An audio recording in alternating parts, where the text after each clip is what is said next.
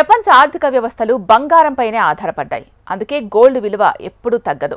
అలాగే gold mining కూడా ఆగదు. అయితే గనుల నుంచి బంగారాన్ని తవ్వి తీసే ప్రాసెస్ పర్యావరణానికి ఎంతో హాని కలిగిస్తోంది.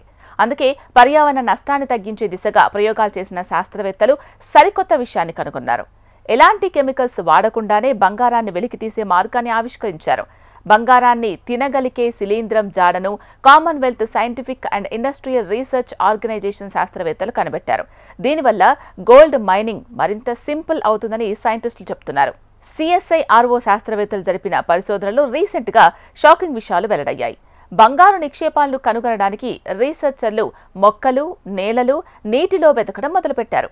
ఈ క్రమంలో ఒక విచిత్రమైన ఫంగస్ వీరి కంటకు పడింది. దీన్ని మైక్రోస్కోప్ కింద పెట్టి చూస్తే బంగారంలా మెరవడం కనిపించింది. శిలీంధ్ర తంతువులకు బంగారం అతుక్కొని ఉండడం గమనించారు. మైసీలియం అనే తంతువులు బంగారపు అణువులను అబ్జార్బ్ చేసుకోవడానికి శిలీంధ్రానికి తోడ్పడుతున్నట్లు గ్రహించారు. సాధారణంగా బంగారం కెమికల్గా రియాక్ట్ అవ్వదు. అందులోనూ ప్రాణంతో ఉన్న జీవికి బంగారం అతుక్కుపోవడం చాలా అరుదుగా జరుగుతూ ఉంటుంది. పైగా ఫంగస్ కణాలకు బంగారం అటాచ్ అయినప్పుడు కూడా అవి మరింత వేగంగా ఎదగడం, ఆరోగ్యంగా ఉండడం కనిపించింది. అందుకే ఈ డిస్కవరీని శాస్త్రవేత్తలు ప్రత్యేకంగా చూస్తున్నారు.